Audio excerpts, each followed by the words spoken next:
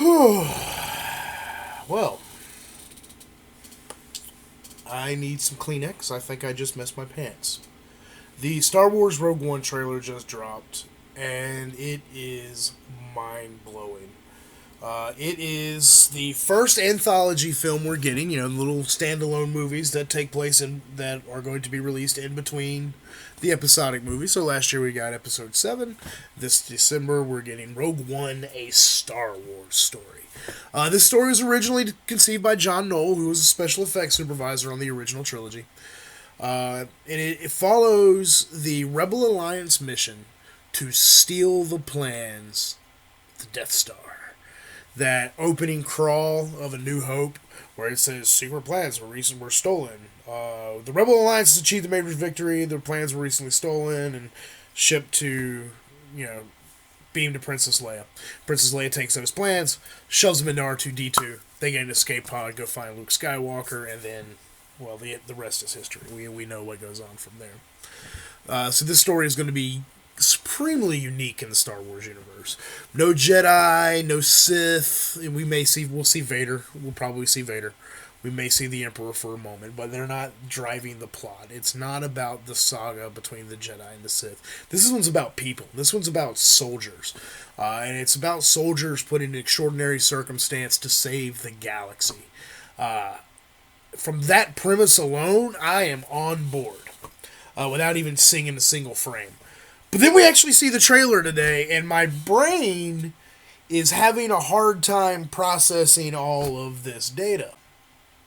My brain was blown. Like, my mind is just completely blown right now. So I'm a little rambly. Y'all bear with me. Let's see. Felicity Jones is Jyn Erso. That official spelling is Jynerso. For future sake. Oh, she looks great. Early 20s something. Apparently she's been on her own since she was 15 years old, living in the galaxy, which is a big theme in Star Wars lately. Orphans are a big deal. You got Luke living with his aunt and uncle out on Tatooine. You've got Ezra Bridger from Rebels, who is a street kid. Living on the street since he was 8 years old. Gets thrust into the rebellion, and apparently we're getting a similar story with Jyn Erso. Although she's definitely a few years older than Ezra when we first meet him.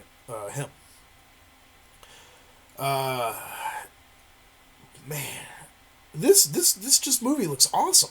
It looks awesome. It's like Episode 4 was shot in 4K. It looks beautiful. It looks beautiful. Seeing the Imperial Star Destroyers around the completed Death Star as they slide in this the focusing dish that actually shoots the beam. This jaw-dropping shot and really amps up the scale of the Death Star, which is really, really cool.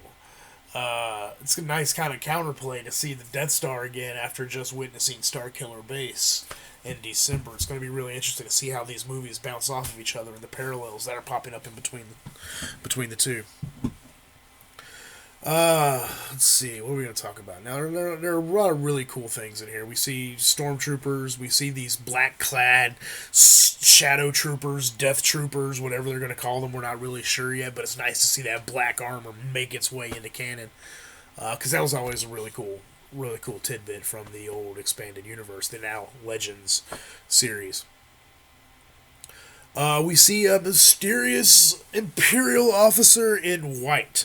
Now, one of the things we now know from Star Wars Rebels is that white uniform usually signifies high-ranking officials in the Imperial Security Bureau, which is the Empire's strong arm.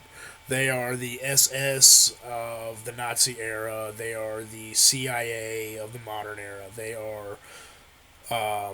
Their concern is the preservation of the Empire in every way possible. So we see this older gentleman dressed in that white Imperial Bureau.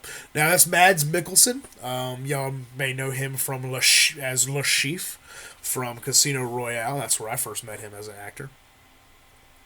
And we know from previous leaks that his character's name is Galen. Now, people will try to tell you that it's Galen Merrick. Galen Merrick's a Star Killer, and they're kind of trying to bring crap into it. But that's not going to happen. Star Killer is nowhere near this. Star Killer doesn't exist anymore than the Star Wars canon. I'm sorry, guys, but it's true. We see Forrest Whitaker's character. Forrest Whitaker is an amazing actor. He is awesome. If y'all haven't seen Ghost Dog, y'all need to go check out Ghost Dog. It is perfect movie, and Forrest Whitaker is amazing in it. So to see him take that awesomeness and bring it into Star Wars is great. He's in some kind of armor. He looks like he's got an oxygen mask or something clipped up right here. He doesn't sound like he's in the biggest health. I would put money that he is a Clone Wars veteran. I would put money on that. A lot of leaks have suggested that. I bet that's what his story is. We see Donnie Yen. Donnie freaking badass Yen. Doing some staff work on a stormtrooper, so we're not going to see his martial arts prowess here in the Star Wars universe, which is going to be amazing. There are a lot of really gritty scenes in this. We see stormtroopers getting, vaporized by an explosion. We see lots of X-Wing pilots and rebel soldiers in custody, beaten, bloody, and busted up. It's definitely got a different tone than the previous Star Wars movies. This one is well, we were promised more of a war movie, and that's what we're getting. Where we're going to get a kind of a genre bending thing. It's going to be a different type of movie than the episodes, which is great. What an awesome opportunity to grow the franchise in wonderful and unexpected ways than to do these anthology films. Um, Man, some of the imagery that really stuck out to me was our Rebel Alliance friends running across this beach with palm trees, and it's a gorgeous beach. And except for the 4 or 5 AT-ATs that are currently attacking, that was pretty wild. That was a hell of a thing to see. I mean, we haven't seen AT-ATs in live action since Empire Strikes Back, so to see them there and this gorgeous resolution, and just everything so perfect now, it's like all of our Star Wars dreams are being brought into reality, and brought into reality in such a way that it feels like they're very tangible, that you can just kind of reach out and touch them.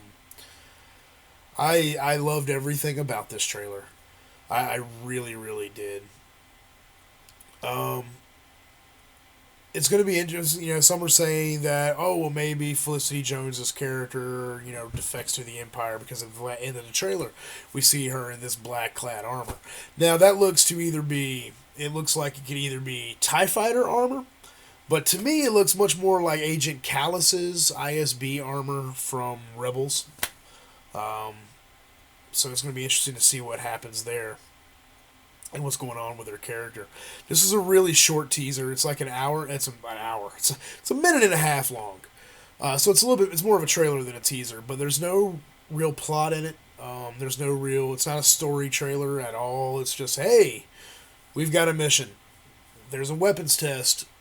Go figure out what it is so we can figure out a way to destroy this thing. Um,